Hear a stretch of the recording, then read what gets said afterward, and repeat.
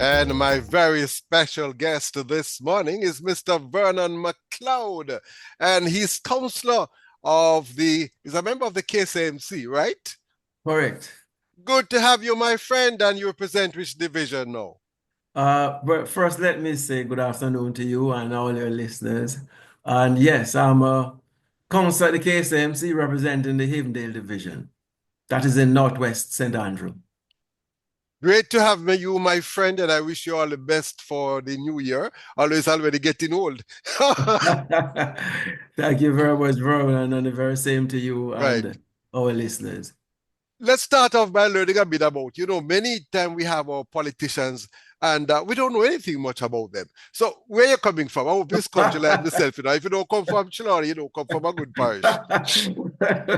Well, just like yourself, a simple country boy and close to, in fact, my parish is adjoining Trelawney. Okay, yeah, Yes, I'm from Cambridge in St. James, that is South yes. Trelawney. Mhm. And that's where I grew up as a youngster.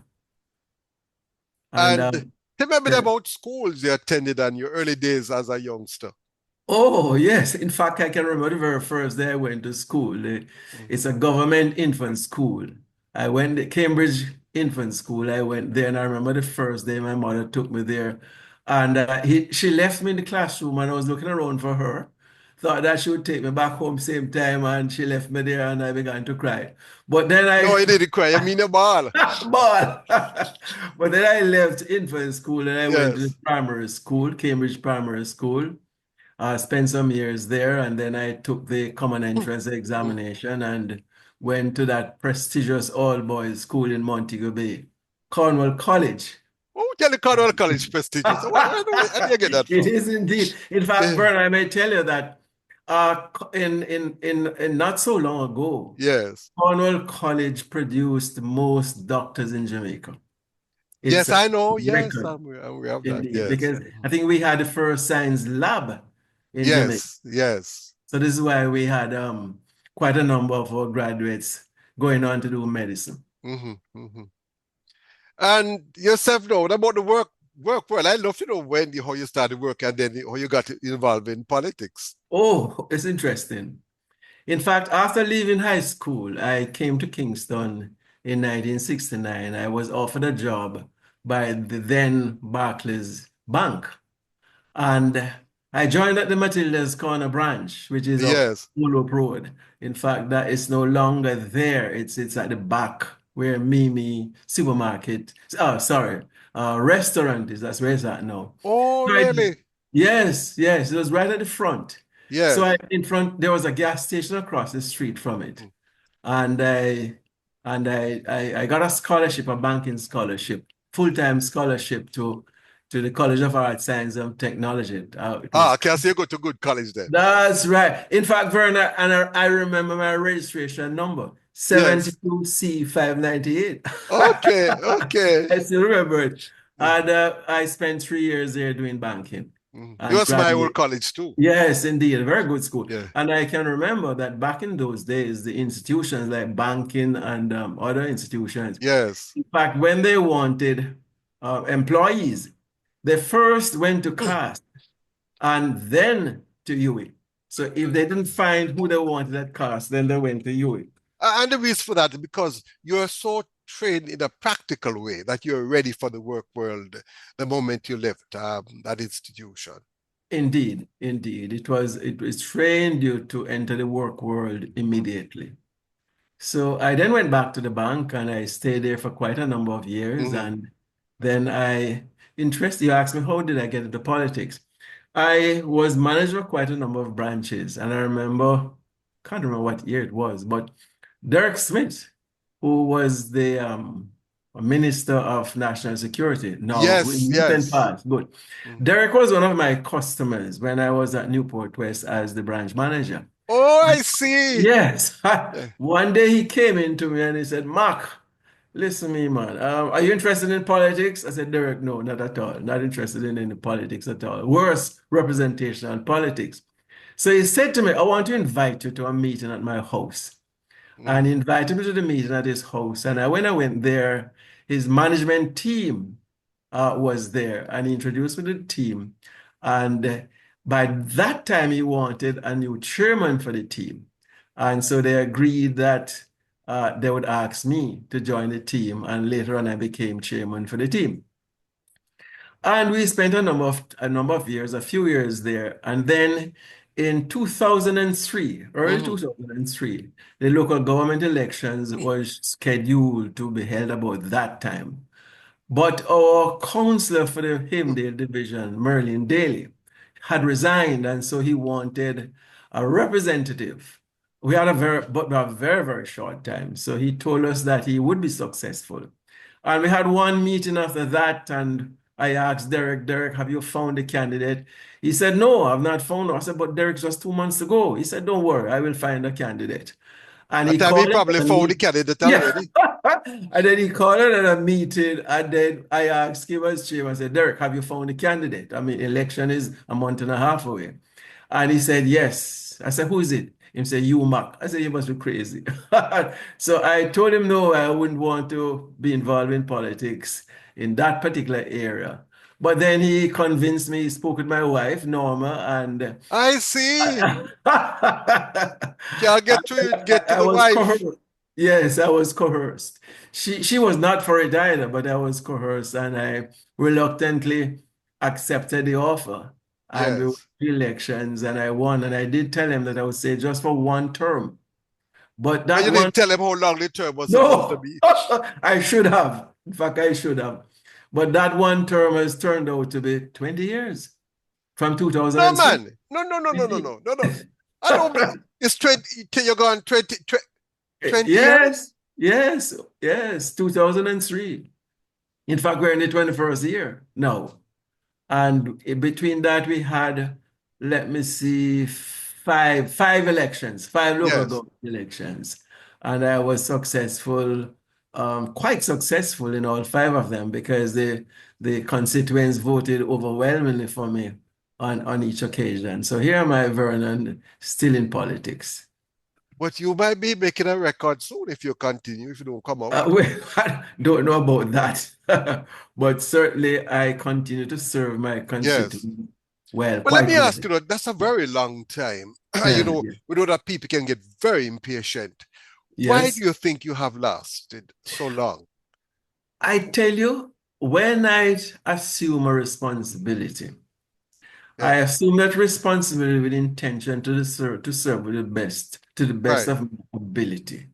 And I didn't want to shortchange my constituents. Yes. And so I immediately got to know them. I walked every single house, every single address in the Himdale division. And it's a huge division. It covers areas like Belgrade Heights, Belgrade Mews, Oh, that's why I look so neighborhood, fit. Havendale, yes. And it goes all the way down to Queensboro, Valentine Gardens. It's quite a bit enough. In Yes. fact, at the last election in February, we had about just over 9,000 registered voters Yes.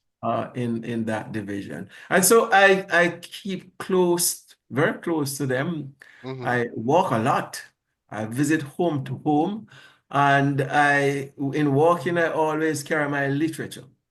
And I leave my contact information, both telephone and email addresses. So they can contact me anytime. So I'm always easy to make contact with. And I go to the community meetings and I have a lot of discussions with them. And it's a partnership. Vernon is a partnership with them. A So you are partnership. telling me there was a time when the people used to bank with you. Now they bank on you. Yeah, it sounds that way. It sounds that way. And there was a time when you were not interested in the politics, but you were hooked. Hooked. And That's now it. that you've been hooked, Yes. you never can tell. Unless the people let you go, you never can tell. And of Yes. course, we have to look for good health too. Yes, yes, yes. Mhm. And of course, as we go along in life, renewal is also necessary, to keep the process going. But But you never can tell if the people says we want no renewal, we're happy with the current thing. They never can tell you might be back again. then we'll have a They might say conversation. we're tired of him, let's get rid of him. Then we can have a conversation. And right, right. All right, we're going to go for a break. When we come back, I want us to take a look at, because you're seen as an unusual counselor. You don't make up a whole heap of noise, Not but at yet all. you've been there for what, 20 odd years.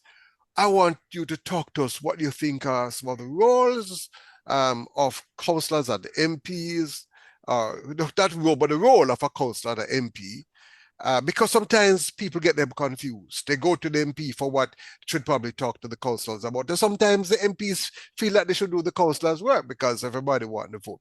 So we're going to go for the break. When we come back, we talk some more. We're talking to Councillor McLeod, who's been around for 20 odd years as a councillor in the KSMC, responsible for the Havendale division. We want to hear how he has done it and probably what you have ambition.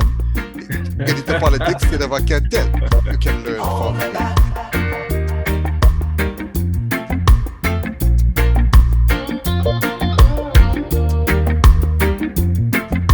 My very special guest is Mr. Vernon McLeod, the councillor for the Havendale Division. He's a member of the KSMC.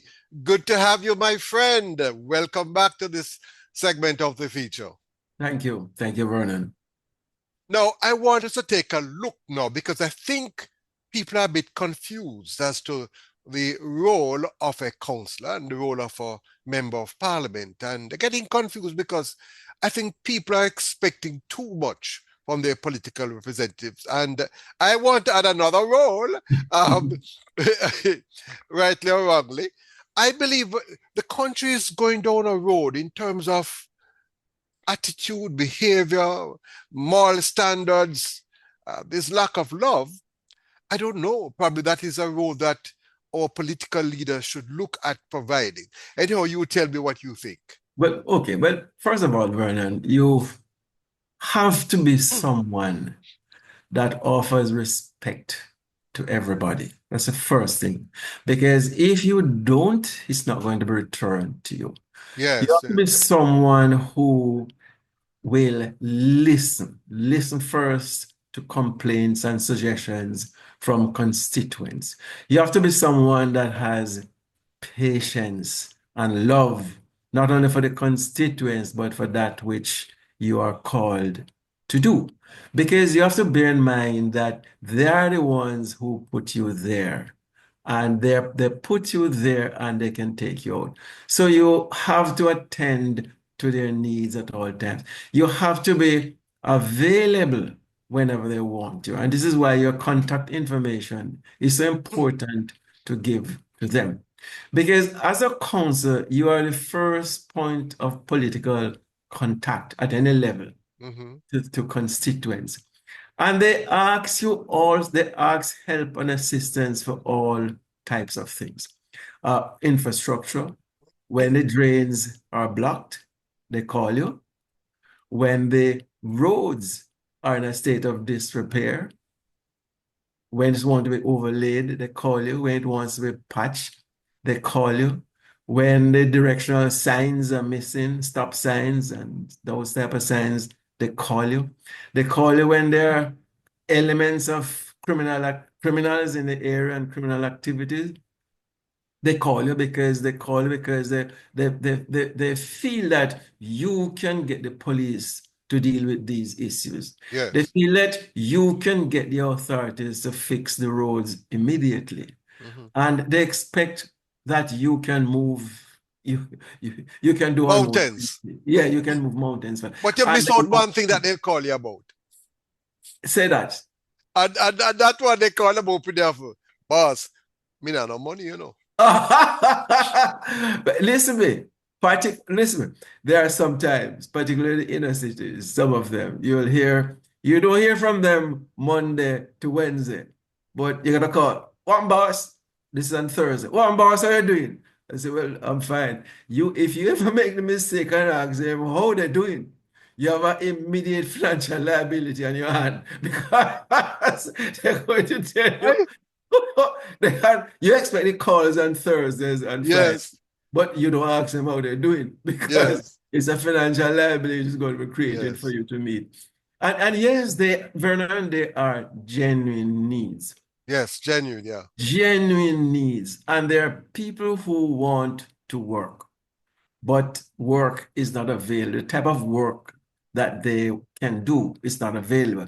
For example, in the construction industry, what I've found in recent times is that the need for a lot of laborers, that need is not there because you find that a lot of things is mechanized now. And for example, mixing concrete, you hardly see that again on No, no, construction site. yes, No, yes. right, they're pouring concrete now. So a lot of those who used to mix the concrete push the barrow up and hoist the buckets. You don't find them again. So Right, those right. type of work are not there.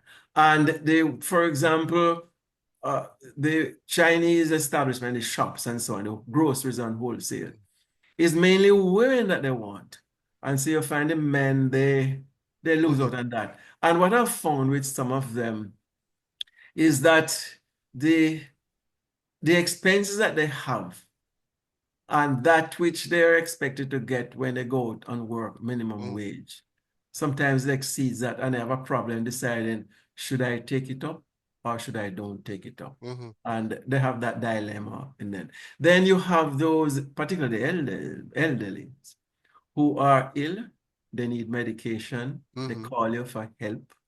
And of course, you have to find it to help. You wonder where do you get the money from to help them? Because you have your own Out personal. of the increased pay that you got. In fact, they're quite adept in telling you what's the salary you're getting now. I mean, they keep up to date with that. So, Yes, yes. so they expect some help. So you do find, and there are entities that I ask for help sometimes, business entities and friends, and Yes, do yes. help, and I use that to help to fund them.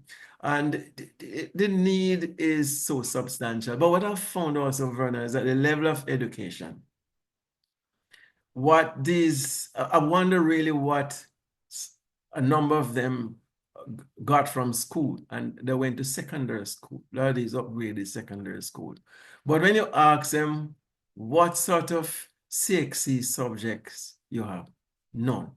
And yet they go straight up to 10th grade and they exit school. Some of them exited high school without a single academic subject. Some of them, they do have some skills, but they don't, in my estimation, there is no drive on their part to go and get qualified with Heart NTA. And the sort of malaise exist in some of these communities, but a lot of them, they do want the opportunity and they do take the opportunities to help. I think the government is now offering some program whereby they can go to Heart and the government pays they get a stipend both for lunch and at the end of the month.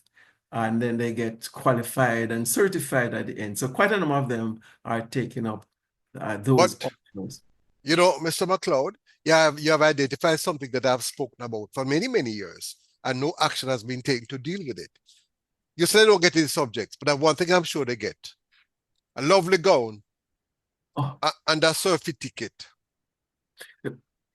indeed. And in And what fact, I'm saying, what we ought to do, you cannot promote someone from grade 1 to grade 11 when they're not competent at a particular level. We don't do that to university nor college students. Why are we fooling these youngsters? We are kind of thinking about the ego, absolute nonsense. What the worst thing is to graduate at grade 11, you can't read and write. It is better let the person move in terms of how they progress. And I hear all kind of excuses. I want to go through the details now. But I'm telling you, it doesn't make sense and it can work. So when you leave school, if you leave at grade 8 or grade 9, you get a certificate saying that you're competent at that level. You can now go back into another institution as an adult and start again. But you can't put somebody, how much money you have wasted all these years and the person still can't even read and write. That don't make sense, Mr. McLeod. I know that's another matter, but yeah, it is, yes. it is very serious and you are feeling it as a counselor. Yeah, that's really another matter Yeah. because you really wonder at times. Uh, a lot of them, when they enter high school, they are not really numerate and literate, in entering high school. But because of the system that exists, they don't transition to high school. I remember I was chairman for one of these high schools in Kingston. And we used to have graduation for everybody that exited 11th grade. And the board decided that no, because a lot of them, if you look at the grades that they have, I mean, 23%, I mean, 13%. So we decided that no, there must be some criteria for graduation. And the criteria, these were set up. And for those who did not meet the criteria, it's not only for academics, but other areas of their endeavors in school. Those who did not meet that criteria would offer them a school leaving certificate. So we would have a function for them, a school leaving function, but it is not headlined as a graduation ceremony, not a graduation ceremony, but school leaving. And what could happen is that if you can leave, you could have a graduation, but I don't know what they call it, graduation, but you leave at a particular level. So I don't know who getting 10 or 20 subjects, which is a waste of time, I think. You say they are leaving school, these are at grade 8 level, these are at grade 9, these are at grade 10, 11. Nothing is wrong with that. Because a child would leave at a particular age, but not at a particular level. What we are doing is having what we call mass production in education. We're just pushing them through the system. Anyway, let me not stay too long on that. Back to your functions. Yes. We'll have a few bits before we take another quick break again. Yes. A minute, actually. Yeah, so what I do, I forge partnerships with a lot of these government agencies and institutions so that when issues exist in the communities that relate to these particular government agencies and departments, I have a connection at a high level so that I can get things done pretty fast rather than writing letters or making telephone calls. So I have someone that I can relate to get things done pretty fast. I remember there was a particular incident somewhere in Havendale. I remember this lady called me maybe after 8 at night and told me that there are rats running into her house from the empty lot next door, and she wants it dealt with right away. Yes. Other incident where you have dead animals on the road, and they call me that they want these dead animals to be removed. So all sort of things you are called for, but as a council and as their representative, you have to listen and you respond to try to deal with the issues. Good. I'm going to go for take a musical break now. But one thing I'll tell you, Mr. McLeod, we're speaking to Mr. Vernon McLeod, the councillor for the Havendale Division right here in Kingston. You're listening to Spot On with Vernon and Darby. I want to tell you something. Any day you get the public servants working, you can lie down and sleep till 2 o'clock in the afternoon. It is my opinion that when the public servants are not doing enough work, Mark, if you don't get the funding, and if we are not able to provide the taxes, then only so much can be done and no more. But the fact that they have to be calling on you, the politicians, tells me that the public servants are not performing. And I do know, because I do get the complaints. Roads, for example, the NWA, no wonder I call it National Worthless Agency. They fix a little pothole today, next you know, with rainfall, it becomes a sinkhole. So I will tell you so that the public servants are not all of them, but they are not performing at the level that they ought to perform. When you contact them, you take forever. Well, when it comes to politicians, when you call them, you get them immediately. But I hear that politicians come and politicians go, but public servants remain. I think it is time we need to put the spotlight on our public servants. Any comment before we go for the musical break? No, but I must say about at least one of these agencies, the National Water Commission. Yes. If I may, I could call the names of those two individuals, because we have daily issues with the National Water Commission. Either water, there's no water, the broken mains and so on. Low water pressure. But when I call Delano Williams is his name, and Bolt. Bolt is fantastic. And Bolt, fantastic. Two people there respond immediately. After leave now, but it needs a head. The head has not functioned for years, and I had spoke about it. Now you're without a head. Acting head can be a head. I'll give Oscar award for that position.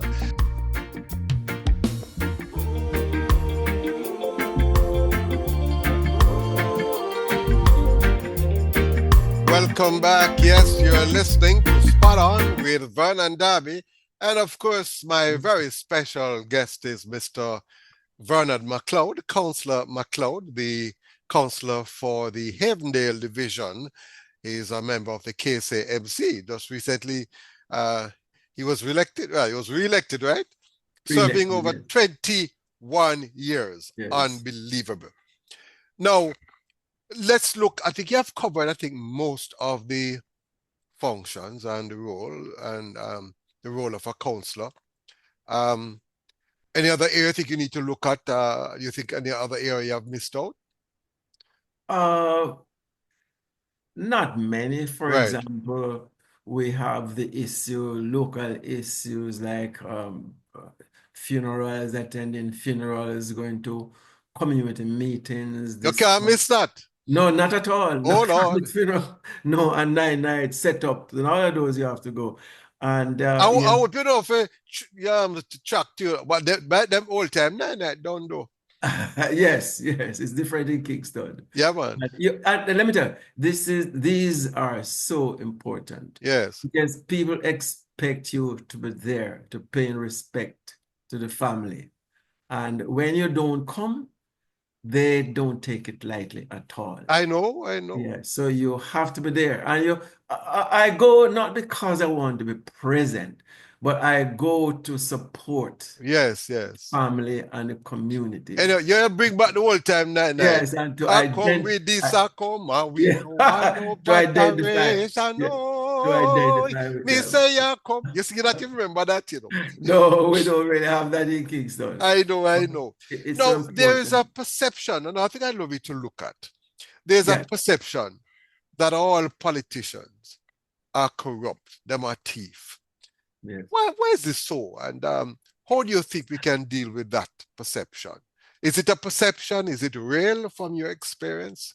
Let me tell you, Vernon, it's a perception that is widespread. Yes, And unfortunately, yeah, I would say there have been incidents where guilt can be attributed to politicians yes. as being corrupt. Hmm. Uh, we have some in the past, and maybe I would mention them, but in the past we have You have seen that. about two, And, three minutes left, is it? yeah, yes, we have seen that. But yes, and it's because of this perception, it impacts voter turnout, for example, Yes. because people become um, very, they are not sort of, they find themselves,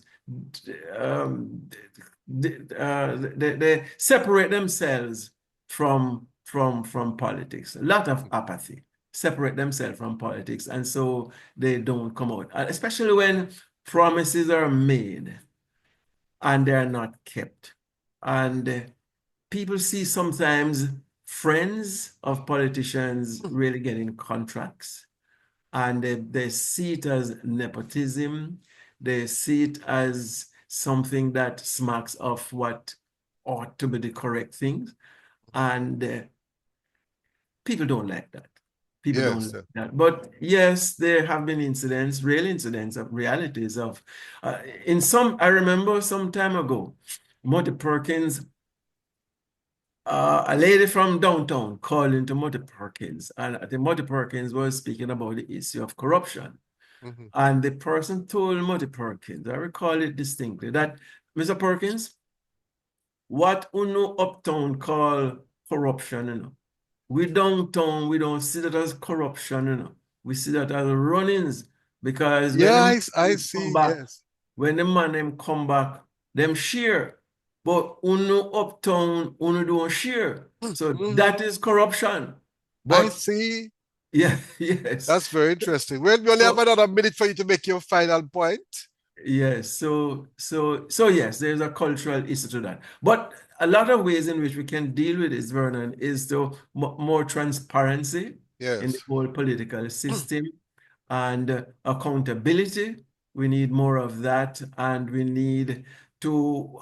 There's this long time wish for a lot of people that politicians should be recalled. I don't know how that will be can be approached, but yes, I So do we have feel. elections again.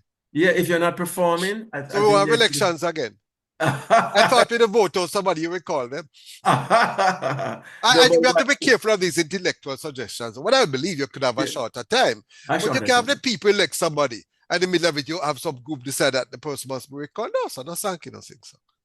Well, it depends on the level of the issue. Depends on the issue. Depends on the Yes, issue. But no, I do believe that we have to be very careful about this issue of corruption. Have to be yes, yes. careful about it because But it I want to tell influences you many something, levels. though, we're talking about corruption and politicians. If you want to find corruption, you see, come to you and I on the ground, and then you see corruption. Ah, And I can tell you, when I say take the taxi man, yeah, or indeed, right, or as a indeed. plumber who come fix us up and charge you all for money, or you go to a store and get a 6 for 9, listen, it is pretty bad all around. And talk about corruption. Indeed. If I'm in a particular organization, who think that I'm going to employ my friend, somebody who attended the same school I attended. So I was saying to all, careful, corruption is all around. It's all around. It's Any widespread. final point before you leave now? You made a final, but a final point. No, well, except I want to use this opportunity to say really thanks to my constituents of the Himdale division. They have been Yeah, very supportive, and I really thank them, and I wish them God's favors and blessings for this new right. year and beyond, and also to you and your listeners. Thank you very much, Councillor. Uh, Councillor, yes, I was going to call my name and it threw me off, Vernon McLeod. Thank you very much. All the best, my friend. That's Councillor Vernon McLeod, the Councillor for the Havendale Division.